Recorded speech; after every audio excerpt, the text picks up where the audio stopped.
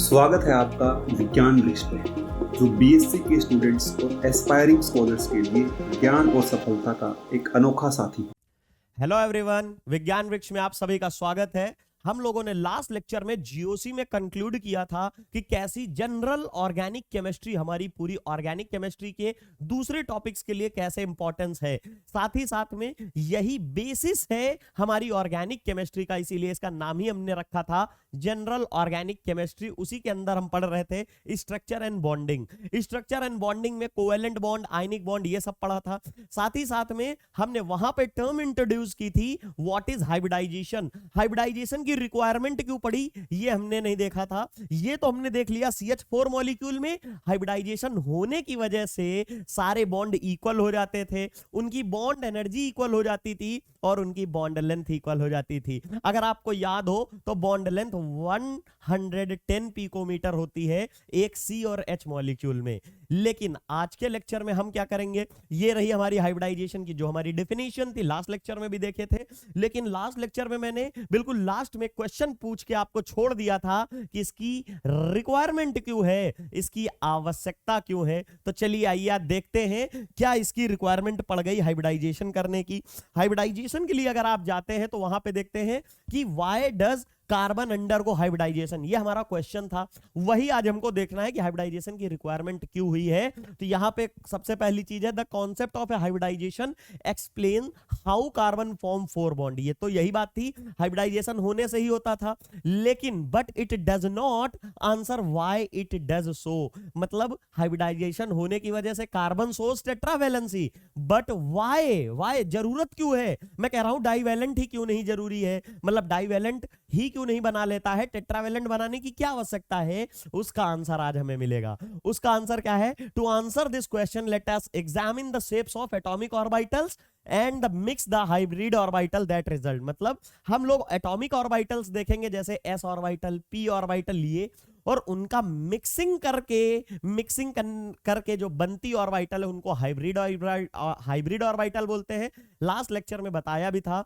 अब हमारी s और जो p ऑर्बिटल है उसकी मिक्सिंग कैसे होगी वो सारी चीजें हम देखेंगे the shape of A hybrid orbital obtained by mixing of s and p orbitals is like that of a p orbital except that two lobes are unequal। आपको ये नहीं समझ में आएगा, क्यों, क्योंकि यहां पे जब तक ड्रॉ नहीं करूंगा sp मिक्सिंग करके दिखाता हूं। देखिए एक ये s है, एक ये हमारी s ऑर्बिटल है और ये हमारी p ऑर्बिटल है।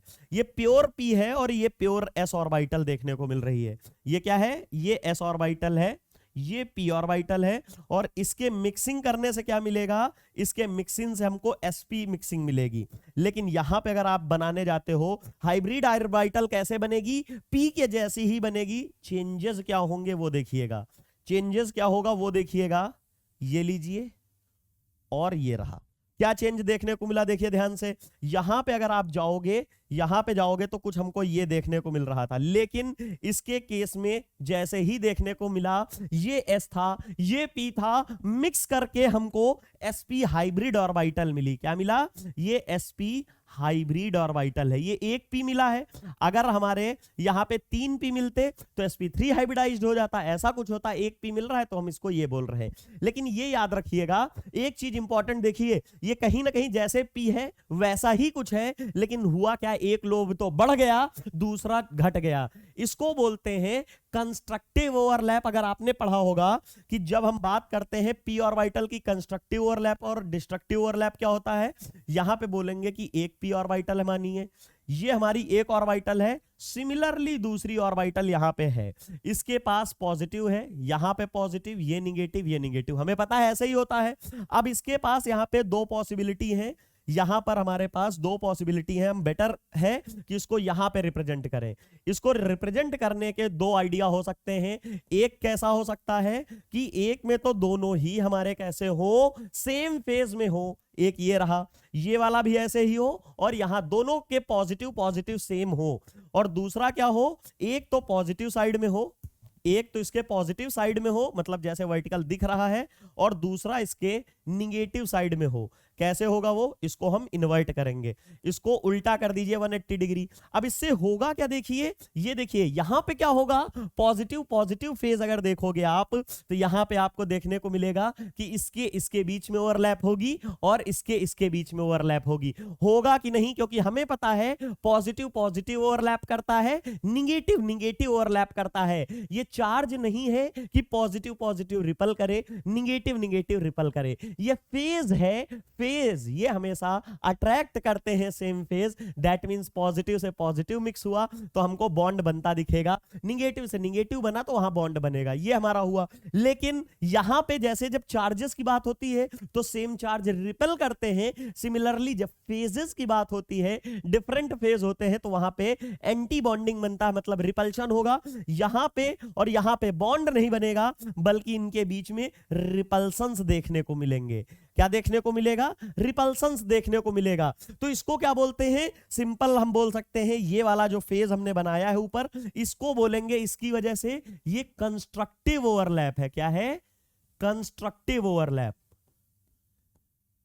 कंस्ट्रक्टिव ओवरलैप, क्योंकि दोनों सेम फेज में है, दोनों सेम फेज में है, तो इसकी वजह से इसको बोलेंगे कंस्ट्रक्टिव ओवरलैप। सिमिलरली इसको क्या बोलोगे, इसको बोलोगे डिस्ट्रक्टिव ओवरलैप। इसको डिस्ट्रक्टिव ओवरलैप और कंस्ट्रक्टिव क्यों बोल रहे हैं वो भी बता रहा हूं।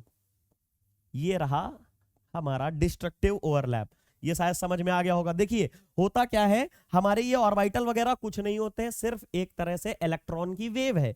यहां पे एक दूसरी तरीके से समझ सकते हैं, यहां पे कुछ इसको ऐसे समझ सकते हैं कि यहां पे मान लीजिए ये हमारी कोई ऑर्बिटल्स बनाने जा रहे हैं, या कोई वेव बना लेते हैं, ठीक है। एक ये वेव हुई, ये लीजिए, और दूसरी इसी के करस्पॉन्डिंग बिल्कुल सेम है, ठीक है। अब देखिए ये दोनों कैसी हैं, यहां पे पॉजिटिव है, ये भी पॉजिटिव है, निगेटिव है, निगेटिव है। ऑरिजिन से निकलने के बाद देखिए कैसा हुआ, इसका एम्पलीट्यूड बढ़ा, ऑरिजिन से बढ़ने के बाद इसका एम्पलीट्यूड बढ़ा। दोनों को अगर आप ऐड करोगे ना तो पॉजिटिव पॉजिटिव मिलके क्या बनाएगा, ओवरऑल यहां पे आपको इंक्रीज देखने को मिलेगा। उसी तरीके से एंटी बॉन्डिंग वाला, मतलब जो डाउन फेज में है निगेटिव वाला, उसको निगेटिव निगेटिव वाला बनाओगे तो निगेटिव वाला भी आपको बड़ा देखने को मिलेगा, मतलब दोनों ऐड हो रहे हैं। इसी को बोलते हैं कंस्ट्रक्टिव ओवरलैप, या आप कंस्ट्रक्टिव इंटरफेरेंस। इंटरफेरेंस है वेव का दिखाया जा रहा है, तो इसी से बनता है। तो जब दोनों ही सेम होते हैं, जब दोनों लोब सेम होंगे तो उससे बनने वाला कंस्ट्रक्टिव होगा, और कंस्ट्रक्टिव की वजह से जो लोब पहले थी उससे भी ज्यादा फूल जाएगी। जो कंस्ट्रक्टिव की वजह से देखने को मिलेगा वहां पे ऑर्बिटल फूल जाएंगी, डिस्ट्रक्टिव की वजह से रिपल्सन होगा, और जो पहले थी और भी छोटी हो जाएंगी। नाम ही है डिस्ट्रक्टिव, इसीलिए यहां पे बनने वाली ये कौन सी है, ये वाला कौन सा है, कंस्ट्रक्टिव ओवरलैप से है, फूल के बैलूनिंग हो गई, और ये क्या है, डिस्ट्रक्टिव वाली है, ये आपको देखने को मिलती है, ये देखने को मिलेगी। अब इससे कहेंगे सर इससे क्या ओवरलैप से, इसका अब समझ में आएगा, अभी पहले समझिए।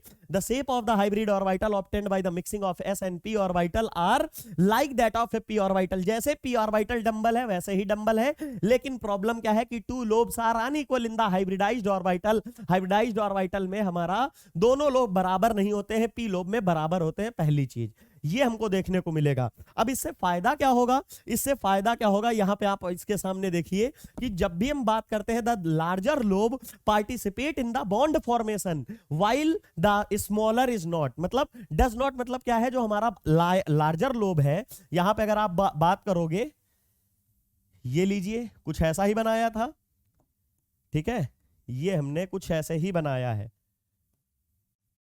अब दूसरा क्या है, यहां पे s ऑर्बिटल देखने को मिलेगा आपको, ये लीजिए s ऑर्बिटल आया और इसके साथ ओवरलैप कर गया।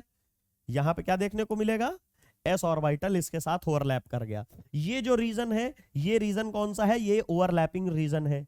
यहां पे क्या हो रहा होगा, यहां पे ओवरलैप हो रहा होगा, इतने रीजन में ओवरलैपिंग देखने को मिलेगी। और इसको अगर आप दूसरे कलर से करना चाहें तो कर सकते हैं, ये लीजिए, ये जो व्हाइट वाला रीजन है ये ओवरलैपिंग रीजन है। बोल क्या रहा है, since the size of the larger lobe is always, यहां पे ये वर्ड जो लिखा है इसको आप मार्क करिए, इज ऑलवेज बिगर, यहां से always bigger than the individual s and p orbital taking part in the hybridisation. इसका कहने का क्या मतलब है, हमने s ऑर्बिटल ली, हमने ये देखिए s ऑर्बिटल लिया है, यहां पे पहले तो इसे हटा देते हैं, ये लीजिए, ये हमने s ऑर्बिटल ली, पी ऑर्बिटल ली। क्या अगर आपको थोड़ा सा भी ध्यान से देखें, क्या मैंने इसको बड़ा नहीं बनाया है? मतलब अगर आप इतने की बात करें, जो लार्जर वाला लोब है वो बड़ा है कि नहीं?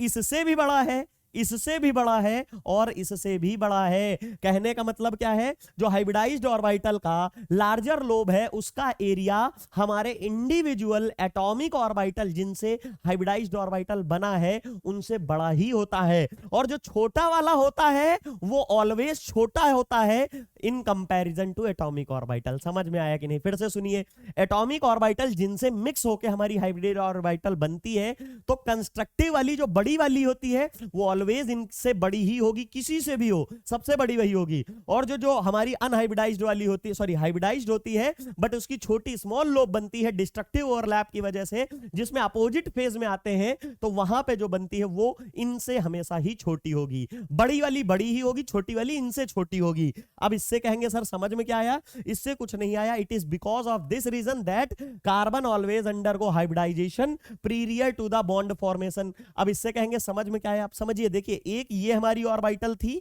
ये जो है हाइब्रिड ऑर्बिटल है, और ये था पी ऑर्बिटल। ठीक है, यहां पे अगर आप बात करते हो तो ये आपके सामने मैंने बना दी पी ऑर्बिटल, और फिर से एक बार मैं एस ऑर्बिटल लाऊंगा जैसे यहां पे लाया था। यहां पे जो एस ऑर्बिटल लाया हूं वैसा ही लाऊंगा, लेकिन इस बार अगर आप बॉन्डिंग देखने जाएंगे तो इसके केस में थोड़ा चेंज दिखेगा।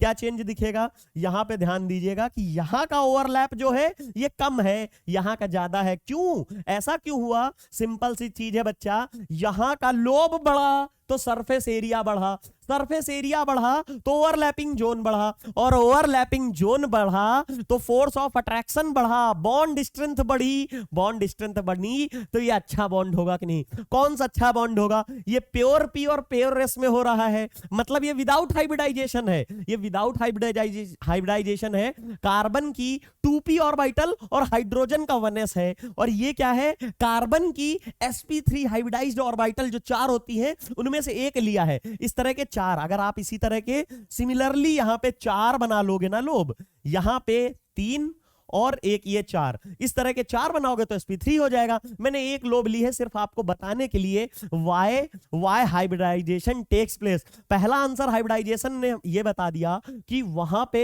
मिक्सिंग वगैरह होती है। मिक्सिंग क्यों होती, मतलब हाइब्रिडाइजेशन क्यों होता है? क्योंकि हमने देखा एक्सपेरिमेंटल डेटा सारे बॉन्ड डिस्टेंस सेम थे, हाइब्रिडाइजेशन से भी यही प्रोसेस होती है कि सारी ऑर्बिटल सेम तरह से हो जाती है इसलिए। लेकिन कहेंगे ऐसा करना क्यों पड़ा, उसका रीजन बताओ, तो हम बताएंगे to make stronger bond, to make more stronger bond than normal atomic orbital। अगर नॉर्मल एटॉमिक ऑर्बिटल बनेंगी तो फोर्स ऑफ एरिया अट्रैक्शन का कम होगा, यहां एरिया ज्यादा होगा, ओवरलैपिंग ज्यादा होगा, एक्सटेंट ऑफ ओवरलैपिंग ज्यादा होगा, तो रिलीज ऑफ एनर्जी ज्यादा होगा, क्योंकि दुनिया में यूनिवर्स में जितना भी ज्यादा फोर्स ऑफ अट्रैक्शन होगा उतनी ही एनर्जी रिलीज होगी।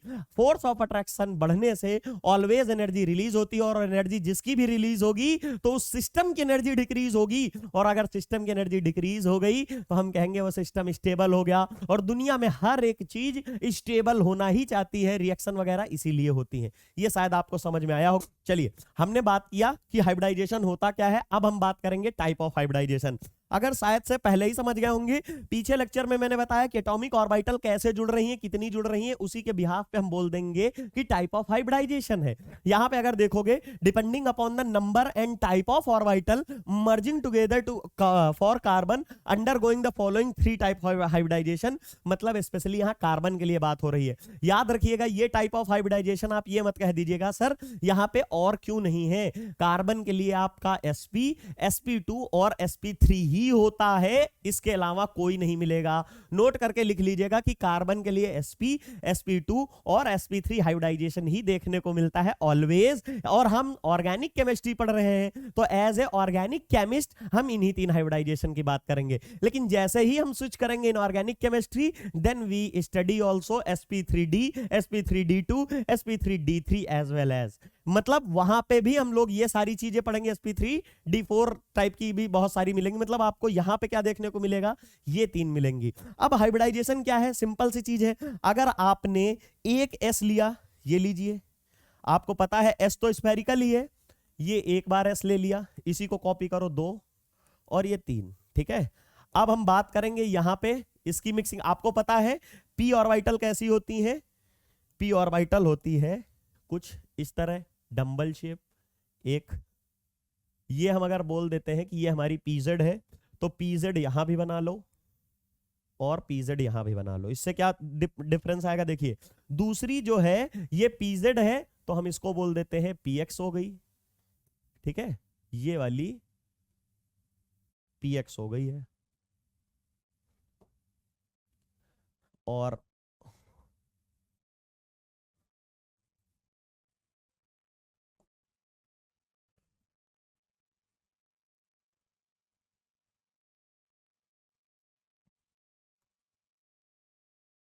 ये लीजिए। अब क्या होगा, इसके लिए एक और आप जोड़ के रख लीजिए, पीजेड ऑर्बिटल, जो कि कैसे बनेगी, ये तो आगे और dot dot dot dot dot dot पीछे। देखिए समझ में आ जाएगा, अभी जैसे ही एरो बनाऊंगा तब आपको समझ में आएगा। ये हमारी एक्स एक्सिस, ये जेड एक्सिस बता दिया है, और ये वाई एक्सिस मान लीजिए। तो सिमिलरली यहां पे भी वही केस होगा और यहां पे भी वही केस होगा, बस यहां से हमें ये हटाना है। क्यों हटाना है? क्योंकि यहाँ पे सिर्फ कौन सी है, मान लीजिए इसे पीजेड है, तो पीजेड सबके लिए मानेंगे। ये पी वाई मान लीजिए, ये पी एक्स, कोई भी मान लीजिए, कोई दिक्कत नहीं है इसमें, ठीक है।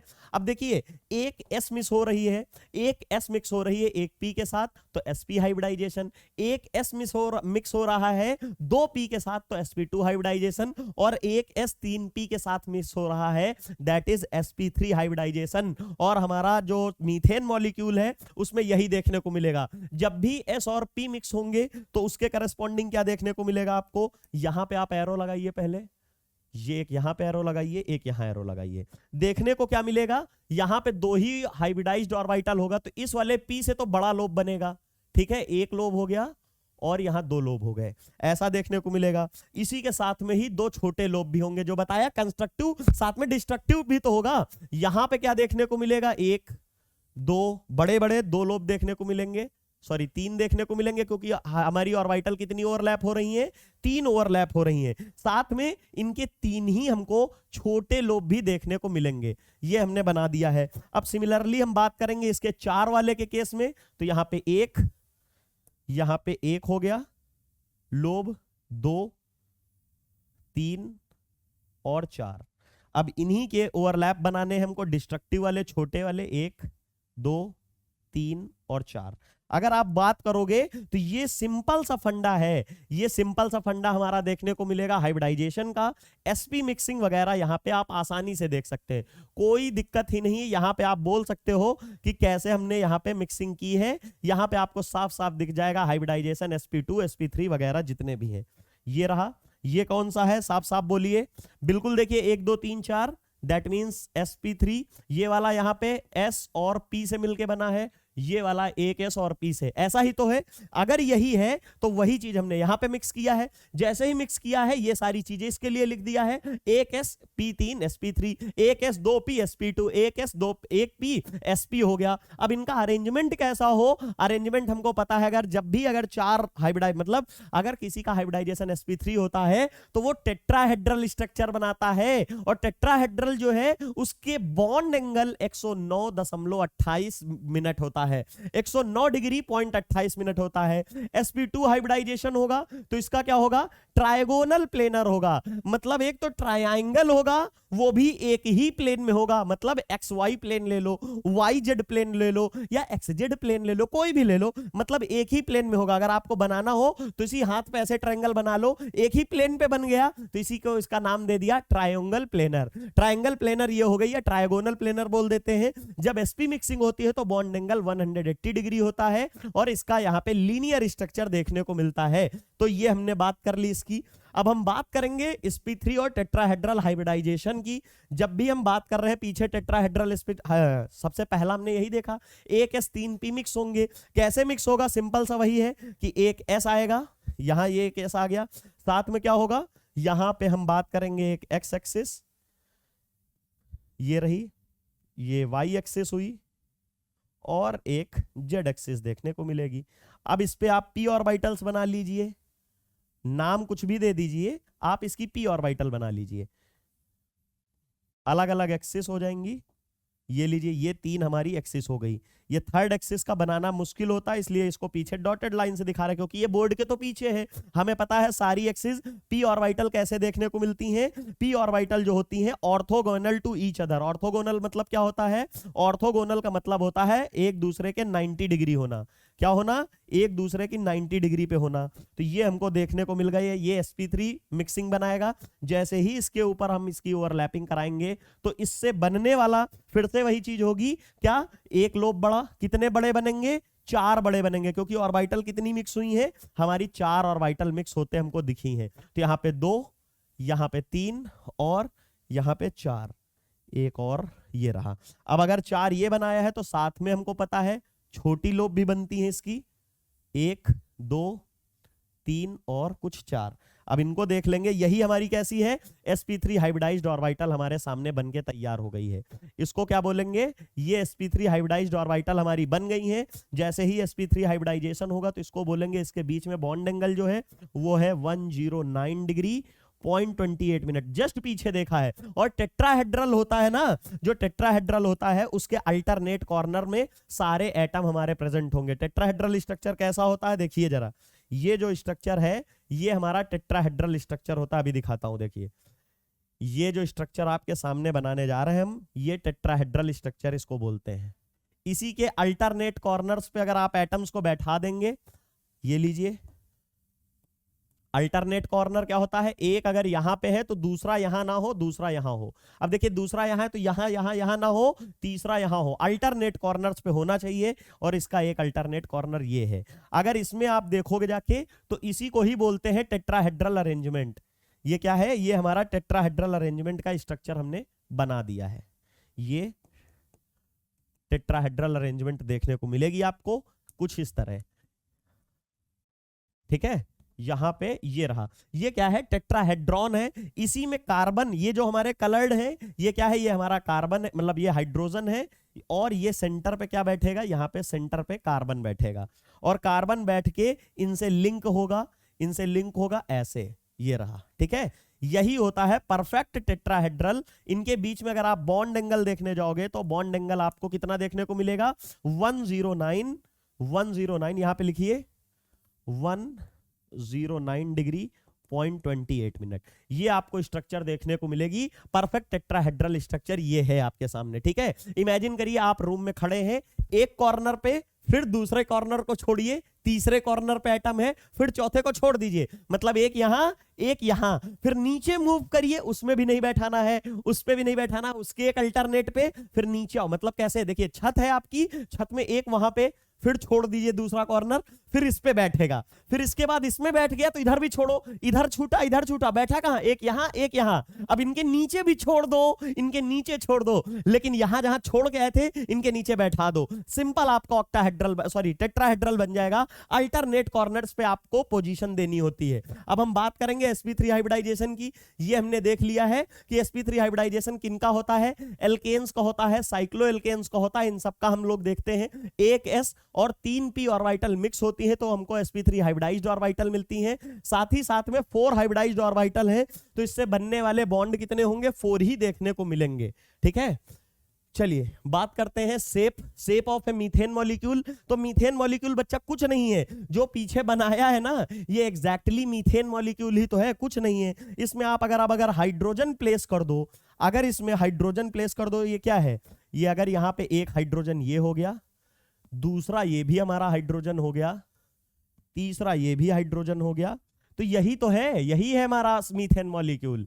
इसी को ही मीथेन मॉलिक्यूल कहोगे। सिमिलरली ये जो बनाए हो ये क्या है? ये CH sp3 हाइब्रिडाइज्ड ऑर्बिटल है। इसमें एक यहां एक यहां एक यहां एक यहां, s लेआउट बन के तैयार हो गया। लेकिन इसको हम सेपरेट बना लेते हैं क्योंकि एग्जाम में हमें जैसे लिखना है वैसे ही देखेंगे। क्या होता है जब भी हम sp3 इसका मिक्स ऑर्बिटल डायग्राम देखने जाएंगे तो क्या बोलेंगे? अब यहां पे मिक्सिंग नहीं बनाने जा रहा हूं, ये मिक्सिंग देख लीजिए कि एक कार्बन का एक s और 3 p मिलके पहले sp3 हाइब्रिडाइज्ड ऑर्बिटल बनाएंगे और यही sp3 हाइब्रिडाइज्ड ऑर्बिटल क्या करेंगे? ओवरलैप करेंगे हाइड्रोजन के साथ। तो यहां पे सबसे पहले क्या बनाएंगे? हाइब्रिडाइज्ड ऑर्बिटल बनाएंगे। तो एक कितनी बनानी है? 4, 2 3 और ये रही 4, ये 4 हो गई। अब इसके बाद ये कौन सी है, तो बड़ी लोब है, साथ ही साथ में 1 2 3 और 4, 4 छोटी लोब हो गई। अब हम क्या करेंगे, इसी में हमको लाना है हाइड्रोजन। हाइड्रोजन यहां से एक लिंक होगा, एक इस जगह से लिंक होगा, ठीक है। सिमिलरली एक इस ऑर्बिटल से लिंक होते दिखेगा, और एक इस ऑर्बिटल से, और एक इस ऑर्बिटल से। जैसे ही लिंक होगा तो हमको क्या देखने को मिलेगा, यहां पे इस जगह हमें देखने को मिलेगा कि ये सारे हाइड्रोजन मॉलिक्यूल हैं। उसके बाद ये क्या है, ये कार्बन के ऑर्बिटल है जहां पे ओवरलैपिंग हुई थी। यहां पे क्या देखने को मिलेगा, ये ऐसे देखने को मिल गया। ये रीजन वो है जहां पे ओवरलैपिंग हुई है एक्चुअल में। ये कौन सी, ये सारे में एक्चुअल में ओवरलैपिंग हुई है। अब ये वाले क्या है, ये तो हमारे छोटे वाले लोब हैं, इनमें तो ओवरलैपिंग होती ही नहीं है, हमको पता है ऑलरेडी इनमें ओवरलैपिंग नहीं होती है। सिंपल सा आप इसको बोल सकते हो कि ये हमारा क्या बन गया, यहाँ पे CH4 मॉलिक्यूल। ये कैसे, ये हाइड्रोजन हो गया, ये हाइड्रोजन, ये हाइड्रोजन, ये हाइड्रोजन, और यहां तो कार्बन था ही, तो कार्बन की sp3 हाइब्रिडाइज्ड ऑर्बिटल और उसमें आके मिक्स हो गया यहाँ पे हाइड्रोजन, और हमको मीथेन मॉलिक्यूल मिल गया। बताइए मीथेन मॉलिक्यूल कब मिल गया कि नहीं, ये हमने सिंपल अपना डायग्राम बना लिया है। अब हम बात करेंगे शेप ऑफ इथेन मॉलिक्यूल। ये थोड़ा इंटरेस्टिंग है। ये क्यों इंटरेस्टिंग है, क्योंकि इसमें 2 कार्बन है और दोनों का हाइब्रिडाइजेशन sp3 है, दोनों का ही हाइब्रिडाइजेशन sp3 है। देखिए इथेन मॉलिक्यूल में क्या है, both carbon are sp3 hybridised, in other word each carbon atom has 4 sp3 hybridised orbital. मतलब इस बार आपको 4 नहीं 8 sp3 हाइब्रिडाइज्ड ऑर्बिटल बनानी पड़ेंगी। मैं बताता हूं, सिंपल वे में बनाइएगा, सिर्फ उनके बीच का बॉन्ड एंगल वही जैसे पहले होगा। One of the sp3 hybridised carbon, चलिए बताने से अच्छा है मैं आपको ड्रॉ करता हूं। देखिए हमको क्या CH इथेन मॉलिक्यूल जो बनाते हैं, इथेन मॉलिक्यूल का फॉर्मूला कुछ ऐसे ही तो बनाते हैं। अगर आप चेन स्ट्रक्चर पढ़ने जाते हैं तो क्या ऐसे ही बनाते हैं? अगर ऐसे ही बनाते होंगे तो बताइए, ये रहा, ये ऐसे ही हम ये इसका स्ट्रक्चर ऐसे पढ़ते हैं, बताइए ऐसे ही पढ़ते हैं कि नहीं? ये रहा। अब क्या बोलेंगे, अगर इसका स्ट्रक्चर ऐसे पढ़ते हैं तो आज हम देखेंगे क्या ऐसे ही होगा। तो यहां पे बात करेंगे पहले कार्बन की, यहां पे बात करेंगे पहले कार्बन की, तो उसके अराउंड हम बनाएंगे फिर से वही sp3 हाइब्रिडाइज्ड ऑर्बिटल, 1 2 3 और ये रहा 4, ये देखने को मिला। सिमिलरली यहां पे ये 4 देखने को मिलेंगी। रुकिएगा 1 मिनट, 1 2 3 4, ये कैसा है ये हमारा फर्स्ट कार्बन है, उनके अराउंड बड़ी लोब है जो कंस्ट्रक्टिव ओवरलैप से बनी है। सिमिलरली ही बिल्कुल डिट्टो ही हमारे पास दूसरा होगा, यहां पे दूसरा होगा। ये तो पहला कार्बन था, इस साइड पहला कार्बन है और ये दूसरा, क्योंकि आपको पता है इथेन मॉलिक्यूल का फॉर्मूला क्या होता है, इथेन मॉलिक्यूल का फॉर्मूला होता है C2H6, ऐसा ही होता है, मतलब 2 कार्बन 6 हाइड्रोजन। चलिए देखिए क्या हुआ, 2 हमने यहां पे क्या बना दिया, 2 कार्बन तो बना दिए, अब हमको क्या बनाना है, 6 हाइड्रोजन बनाने हैं। ये तो पहला कार्बन हो गया, ये दूसरा कार्बन हो गया, ये दूसरा कार्बन हो गया। अब क्या होगा, सबसे पहले इस बार जो मिक्सिंग देखने को मिलेगी ना, हाइड्रोजन से ओवरलैप नहीं, ये आपस में ओवरलैप कर रहे होंगे। देखिए ये वाला ये इसके साथ ओवरलैप कर गया। अगर यहां पे ओवरलैपिंग जोन बनाओगे ना आप, तो क्या बना, ये इतना ओवरलैपिंग जोन बन गया। यहां पे क्या हुआ, एक दूसरे के ऊपर यहां पे मिक्स हो गए, या बोल दीजिए सिंपल यहां पे इनकी ओवरलैपिंग हो गई। ये ओवरलैपिंग देखने को मिल गई है यहां पे, जिससे हम बोलेंगे कि ये यहां पे बॉन्ड फॉर्मेशन हुआ। और अगर आपको थोड़ा भी याद हो, हम लोग हमेशा बोलते हैं कि जब भी 2 लोब मिलते हैं, 2 लोब से बनने वाला बॉन्ड सिग्मा बॉन्ड होता है। अगर ये नहीं समझ में आता है तो ये तो आता है कि हेड ऑन ओवरलैप जो बनते हैं, मतलब इधर से आए किसी का सर से सर टकराएगा तो सिग्मा बॉन्ड बनता है। या बोल दीजिए उसी को दूसरे वर्ड्स में बोलते हैं कि एंड ऑन ओवरलैप हुआ तो उसे सिग्मा बॉन्ड बोलते हैं। दैट मींस ये जो बॉन्ड हमारा बना है तो ये सिग्मा बॉन्ड है। लेकिन ये सिग्मा बॉन्ड बना कैसे है, ये नाम तो इसका सिग्मा बॉन्ड है, ये नाम तो इसका सिग्मा बॉन्ड हो गया, लेकिन इसका पेरेंट्स कौन है? पेरेंट्स क्या होता है? देखिए ये ऑर्बिटल क्या है? ये sp3 हाइब्रिडाइज्ड ऑर्बिटल है, ना ही ये s ऑर्बिटल है ना ही p ऑर्बिटल है, ये सारी की सारी sp3 हाइब्रिडाइज्ड ऑर्बिटल बोलोगे। याद रखिएगा टर्म, ये sp3 हाइब्रिडाइज्ड ऑर्बिटल है, तो इससे बनने वाला जो बॉन्ड होगा तो इसमें क्या लिखेंगे? यहां पे sp3 और sp3 ऑर्बिटल मिलके, sp3 और sp3 ऑर्बिटल से मिलके जो सिग्मा बॉन्ड बना है उस सिग्मा बॉन्ड को नाम देंगे। सिग्मा बॉन्ड तो होगा लेकिन वो sp3 और sp3 हाइब्रिडाइज्ड होगा, ऑर्बिटल से मिलके बना हुआ होगा, ये हमने लिख दिया। ऐसा होगा। क्या दूसरे भी ऐसे ही बनेंगे? नहीं, दूसरे ऐसे नहीं बनेंगे। क्यों नहीं बनेंगे? क्योंकि हमें पता है अब आने वाले हैं 6 हाइड्रोजन, और 6 हाइड्रोजन जो होंगे तो यहां पे आगा आपके लिए पहला हाइड्रोजन, यहां पे दूसरा हाइड्रोजन, यहां पे ये तीसरा हाइड्रोजन। सिमिलरली इस कार्बन के साथ भी तो 3 हाइड्रोजन जुड़ते हैं। देखिए ये लेविस वाला टाइप का स्ट्रक्चर जो बनाया है, लाइन डॉट स्ट्रक्चर जो है हमारा, उससे देखिए यहां पे क्या है? 6 हाइड्रोजन देखने को मिल गए। अब इससे हम बोलेंगे सिंपली क्या हुआ है, ये हमारे, ये लीजिए, अब इनमें भी तो ओवरलैपिंग हुई है। यहां कहां पे हुई? देखिए ये वाली इतनी ओवरलैपिंग देखने को मिल रही है, यहां पे इतने रीजन में ओवरलैपिंग देखने को मिल रही है। एक ये ओवरलैपिंग हुई, इसमें भी ओवरलैपिंग हुई 2 ऑर्बिटल की, इसमें भी ओवरलैपिंग हुई, और इसमें भी ओवरलैपिंग, यहां भी ओवरलैपिंग, और इसमें ओवरलैपिंग। इन 6 के 6 में ओवरलैपिंग देखने को मिलेगा, और यहां पे भी सिग्मा बॉन्ड की फॉर्मेशन हम कह देंगे हो गई है। बताइए सिंपल सा है कि नहीं? कोई कठिनाई हुई क्या? इथेन मॉलिक्यूल ऑर्बिटल व्यू में आप आसानी से बना सकते हैं कि नहीं? लेकिन आप खास बात देखिए, ये तो sp3 हाइब्रिडाइज्ड ऑर्बिटल थी और ये भी sp3 हाइब्रिडाइज्ड ऑर्बिटल थी, बनने वाला सिग्मा बॉन्ड बन गया। लेकिन प्रॉब्लम कहां आएगी? इसमें देखिए हेड ऑन ओवरलैप हुई तो कहेंगे सर सिग्मा बॉन्ड, लेकिन इंपॉर्टेंट चीज क्या है? एक तो sp3 हाइब्रिडाइज्ड है, दूसरा क्या है? दूसरा हाइड्रोजन है, तो इसीलिए ये s ऑर्बिटल हुआ। इसको क्या लिखोगे? इसको लिखोगे सिग्मा बॉन्ड की तो फॉर्मेशन हुई, लेकिन यहां हाइब्रिडाइजेशन नहीं, मतलब हाइब्रिड ऑर्बिटल नहीं मिली है, एक तो हाइड्रोजन की ही थी, इसलिए ये सिग्मा बॉन्ड कैसा होगा? ये सिग्मा बॉन्ड जो होगा वो सिग्मा sp3 हाइब्रिडाइज्ड ऑर्बिटल से बनने वाला होगा। खाली यही वाला नहीं, खाली यही वाला नहीं होगा, फिर से सुनो, खाली यही वाला नहीं, ये वाला भी होगा, ये वाला भी, यहां पे भी यही बॉन्ड देखने को मिलेगा। ये सारे के सारे हमको इस तरह के देखने को मिलेंगे बॉन्ड, और इस तरह के आपके सामने स्ट्रक्चर होगा ऑर्बिटल व्यू में। इथेन मॉलिक्यूल का सिंपल है, कुछ नहीं है बच्चों, वही यहां पे हमने इसको लिखा है कि one of the sp3 orbital of A one carbon can overlap with sp3 hybridised orbital of A second carbon. तो देखिए sp3 हाइब्रिडाइज्ड सिग्मा बॉन्ड, 2 तरह के बॉन्ड होते हैं, लिखिए जल्दी लिखिए। यहां पे 2 तरीके से बॉन्ड बनेंगे, एक तो सिग्मा होगा, एक तो सिग्मा नाम होगा, ठीक है? 2 तरीके के बॉन्ड होते हैं, पहचानने की ट्रिक बता दूंगा यहां से भी। एक तो सिग्मा बॉन्ड बनेगा और एक पाई बॉन्ड। ये सिग्मा है, ये पाई बॉन्ड है। इनके नाम लिखिए, अगर इसका नाम कुछ पूछा जाए, यहां पे 2 नाम होते हैं इसके, और जिनसे आप क्लासिफाई करते हो। पहला नाम लिखेंगे, पहला इसको बोलते हो head on overlap, head on overlap, ठीक है? हेड ऑन ओवरलैप क्या है? सिंपल, जब गाड़ियां जस्ट आमने सामने से लड़े, एक कार इधर से आ रही है, एक कार इधर से आ रही है, उनके आमने सामने से टक्कर हो तो हेड ऑन ओवरलैप बोलते हैं, या इसी को ही एंड ऑन ओवरलैप से भी बोला जाता है।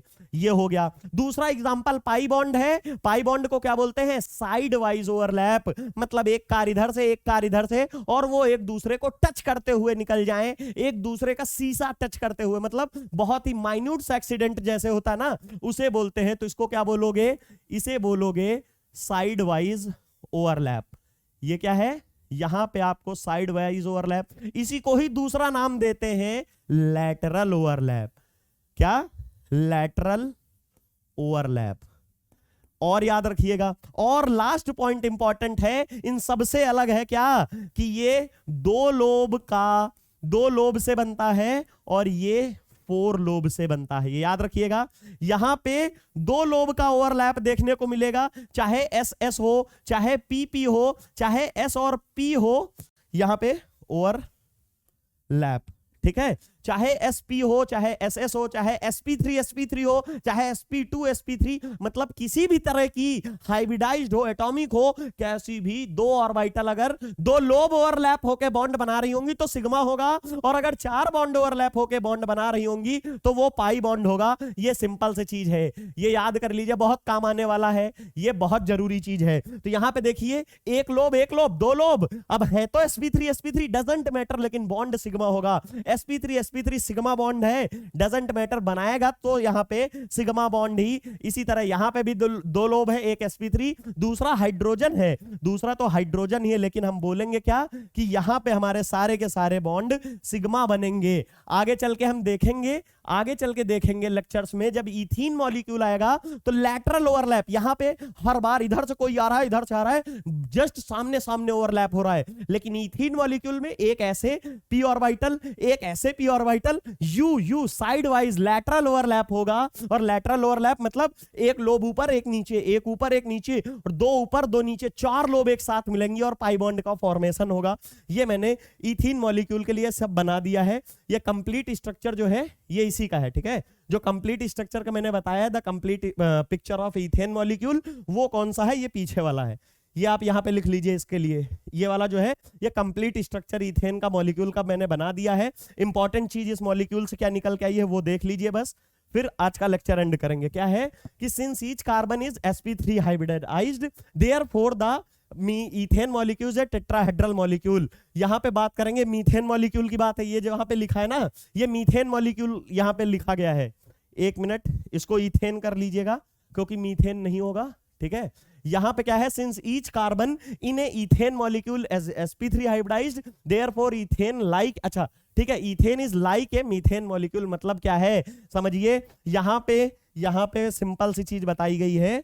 ये जो है ना, यहां पे आप कोई भी बॉन्ड एंगल उठा के देखोगे, चाहे इसके बीच में, चाहे इसके बीच में, चाहे इसके बीच में, चाहे इसके बीच में, चाहे यहां, चाहे यहां, चाहे यहां पे कोई भी बॉन्ड एंगल उठा के देखो, सबका बॉन्ड एंगल कितना होगा, 109 डिग्री 0.28 मिनट होगा। सिंपल सी चीज यहां पे बताई गई है। साथ ही साथ में बॉन्ड पैरामीटर कुछ देख लिए जो कि इंपॉर्टेंट है। जो सीसी बॉन्ड लेंथ है वो 154 पिकोमीटर है, और जो हमारा सीसी बॉन्ड लेंथ है, यहां पे क्या है, ये जो सीसी बॉन्ड लेंथ होती ना, ये बहुत इंपॉर्टेंट काम आने वाली है आपके।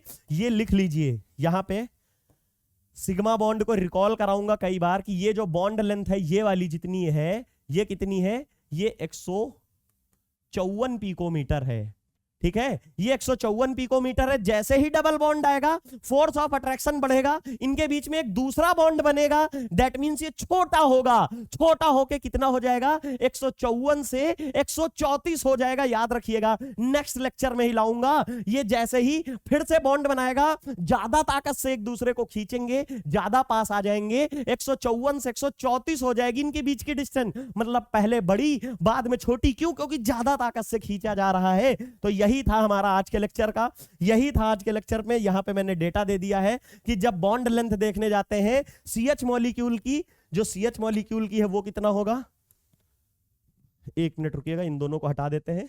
ये लीजिए, ये जो CH मॉलिक्यूल है इसकी बॉन्ड लेंथ कितनी है, ये वाली हमारी 110 पिकोमीटर है, 110 पिकोमीटर। और सीसी बॉन्ड लेंथ कितनी है, 154 पिकोमीटर। तो ये छोटा है, ये बड़ा है। तो आपको एक एग्जांपल ले लीजिए, बड़ी लकड़ी है उसको तोड़ना आसान है कि छोटी लकड़ी है उसको तोड़ना आसान है। इसीलिए जो CH बॉन्ड है वो थोड़ा डिफिकल्ट होता है तोड़ना इन कंपैरिजन टू CC। ये पहले टूटेगा, ये बाद में टूटेगा। बड़ी लकड़ी को तोड़ना आसान होता है इन कंपैरिजन टू छोटी लकड़ी। यहां पे से आप कंपेयर भी कर सकते हो। जो HCH जो बॉन्ड एंगल है वो सारे के सारे 109.28 मिनट देखने को मिलेंगे। Bond dissociation energy is 347 kilo joule and CH bond energy is 409 kilo joule. अभी जो बता रहा हूं ये जो है, इसको तोड़ने में खाली कितनी एनर्जी लग रही है, 347 किलो पर जूल लग रही है, 347 किलो जूल पर मोल लग रही है। लेकिन CH के लिए 409.6 किलो जूल है। मतलब अगर इसको आप तोड़ोगे तो 409, इसको तोड़ोगे तो 347। तो डिफरेंस समझ में आया। क्या डिफरेंस समझ में आया कि जैसे ही बॉन्ड छोटा होगा तो उसको तोड़ना डिफिकल्ट होगा। एग्जांपल याद कर लो कि छोटी लकड़ी को तोड़ना डिफिकल्ट होता है इन कंपैरिजन टू बड़ी लकड़ी। ये शायद समझ में आ गया होगा। यहां से हमारा कंप्लीट sp3 हाइब्रिडाइजेशन कंप्लीट होता है। नेक्स्ट लेक्चर में मिलेंगे sp2 हाइब्रिडाइजेशन के साथ और विद एग्जांपल ईथीन का। वहां पे बताएंगे कैसे बॉन्ड लेंथ छोटी होती है और बॉन्ड स्ट्रांग हो जाता है। Thank you so much.